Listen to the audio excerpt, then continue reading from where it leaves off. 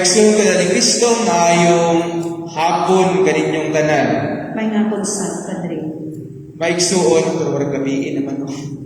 Mayong gabiin na lang no, in advance sa inyo. Maigsuon, sa tuang ebanghelyo karon, nagpahinumdum kini kanato sa kaimportante sa sakramento sa kaminyoon.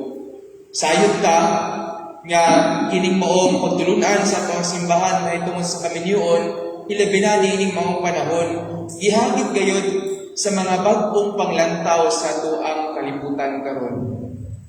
Labi na sa kagustuhan sa kadaghanan ug sa uban usab sa pagduso sa balaod sa diborsyo, sa divorce.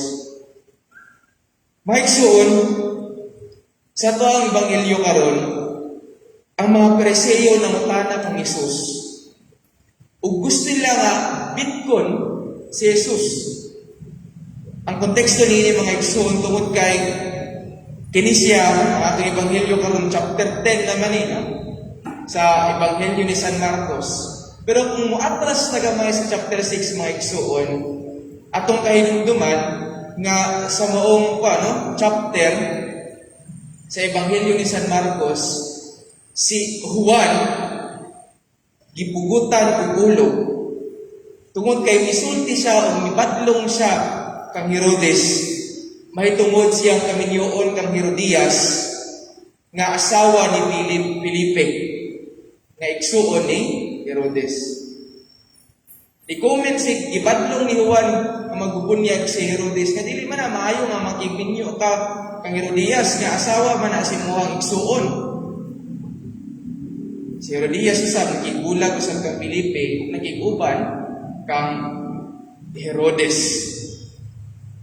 Mao nga dili lamang si Herodes ang daw naay kaligod-god kang kahuwan ng bunyag, si Herodias usab muna nga nagtinguha siya nga patyon si Juan nga magbubunyag.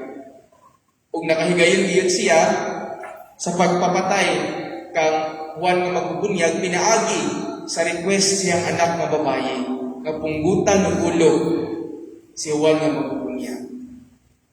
Tungod lamang kay bisulti siya may tungod sa kamatuoran sa kaminyoon.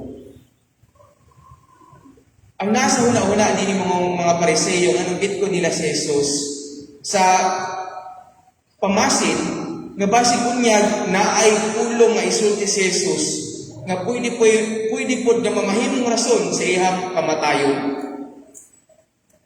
Siguro inahanan na lang ilang kairita o kasuko ng Hesus. Ngailang puntahan yung bigil nga may sama ang kapalaran ni Jesus kang Juan nga magbubunyag. Muna, nga nangutana sila, kung subay ba sa balaod nga usa ka lalaki bubulag siyang asawa? Ang konteksto niini katong nahitabo kang Herodes, kang Herodias, o kang Felipe na mohinungdan sa kamatayon ni Juan nga magbunyag. Siyempre, careful si Jesus sa pagtubag. Ipasig unyag punggutan ko sa ulo. Ingon siya, unsa man ang isugo ni Moises kaninyo? Tuod sa Old Testament, sa libro sa Deuteronomeo, mitugot si Moises sa pagsulat o pahibalo sa pagkibulag o pagpahawa kaniya. Pero mga igsuon, mitubag si Jesus, nagsulat siya kaninyo ni ining sugua tungod sa inyong katig-a sa kasing-kasing, tungod sa kagahi sa inyong kasing-kasing. Muna nga gitugot ni Moises kining balaod nga sige ulag na mo kay mga gahit man mong ulo. Tugot na lang ang diborsyo. Pero gibalik ni Jesus ang orihinal nga plano sa Ginoo sa kaminyoon. Kung kuunsa ang kaminyoon pinasupay sa orihinal nga intensyon sa Ginoo sa pagbugna niini. Sa ato pa mga igsuon, sa tuang samtangan nga kahimtang karon, kung itugot dahil ng divorce bill, daw usa dahil ka, daw usa ka ang himuong balaod ang diborsyo, daw usa dahil ka kuan sa ato mensahe nga nagkagahi na daay pud ang ato ang kasing-kasing karon. Nagkagahi na ang ato ang kasing-kasing. sa kinikaban, sa katimaan, nga dapat na kong lantawon isip usa ka katilingban. Ug kung unsa ato ang paglantaw sa kaminyo, mao bitaw nga sa ato ang pagtulunan sa Katoliko nga simbahan, importante gayud kaayo ang proseso sa pagkaminyoon. Nga dili lang to diretso sa kaminyoon. Dapat naagyoy courtship. Naagyoy ang pag-ila-ila pag-ayo sa matag usa. Pero sayod ta karon no sa tuang henerasyon. Paspas na kaayo ang pag-ilanay. Nakita lang diya sa kuan sa social media nga ba, dating app. Kadali lang kayo. Tapos wala na parang ilahay. Kung sa una, dapat ila-ilawan pa po ang mga kailaan ng mga tawhana. Ila-ilawan pa po ang pamilya. Pero karon diretso na. Kaya pakialam nga isang kinsay na palibot, nasa palibot na ang mga tawhana. Kaya sabi ba, makatabang ba ang pag-ila-ila sa mga tao nga nakaila sa imong hinigugma? Usahay, dito nimo mas makita ang tinuod nga pagkatao sa imong hinigugma. Pinaagi siyang pagtratar sa mga tao nga naa siyang palibot. Una nga, importante kayo sa pagtulunang Katoliko, ang courtship. Ang pag-ila-ila una, bago musulod sa sakramento sa kaminyoon. Pero sahay, kining kaminyoon karon murabag na commercialize na. Parang na-commercialize na ang kaminyoon karon. Nga marabag, kung dili ka kasunod sa moong trend, ulahi ka, wala ka kasabay sa uso. Kailangan ang kaminyoon inanig yun, naadyo yung mga bongga kaya nga preparasyon, naadyo picture-picture, naadyo video, naadyo drone na maglupad-lupad na, warang dili pwede magbinyo kung walay drone. No? Picture karon. Nakalimtan na to ang pinaka-importante nga elemento sa kaminyoon.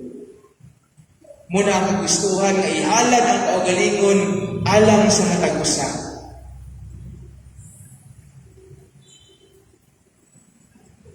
Ang kaminyoon, ang pagigugma ay sumusugot sa dili, dahil mga pagigugma ay karon tungod lamang sa convenience.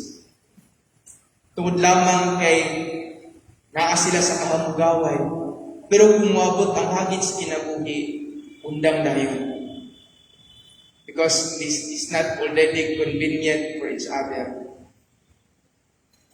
Pero mga igsoon, ipahinumduman kita sa tuwang Ginoong Jesucristo sa kung unsa ang kaminyoon.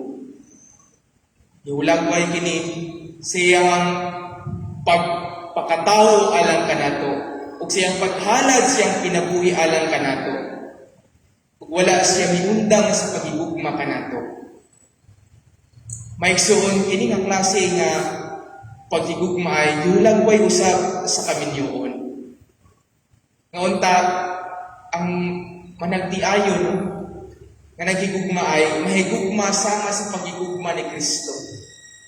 Nga andang magpaubos, muhalad siyang kagalingon alang sa iyang hinigugma.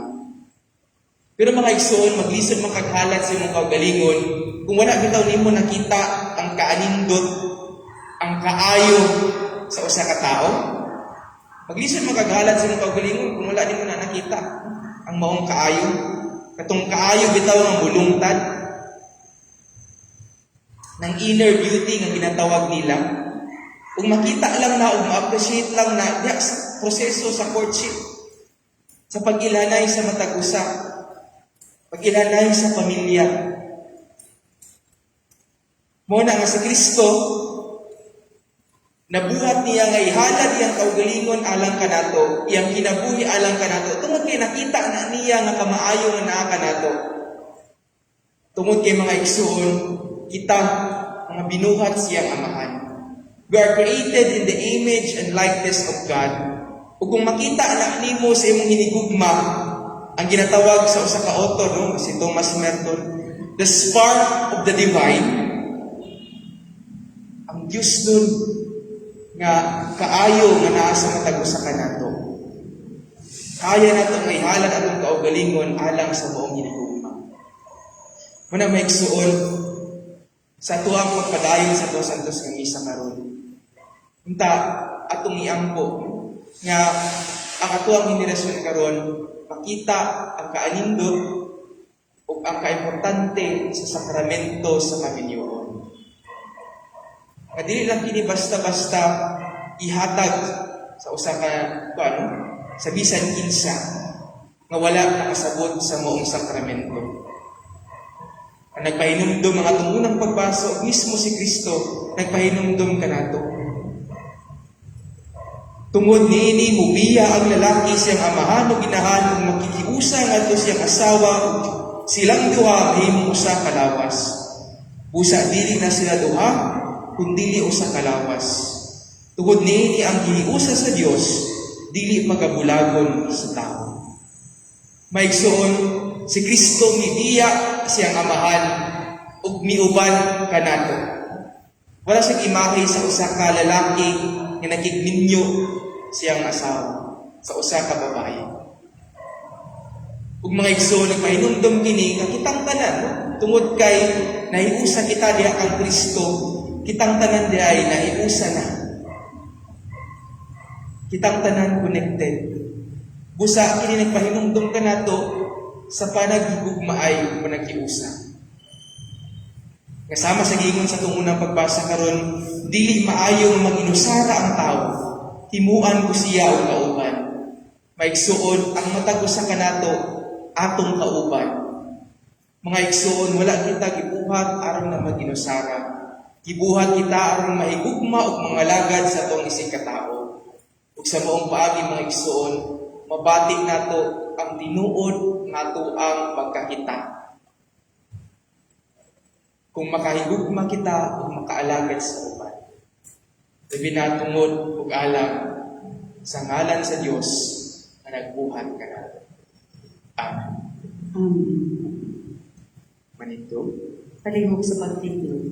Isip sa kakatiling ba na itong padayag ang ato ang pagtuo. Nagatuo kami sa usa ka Dios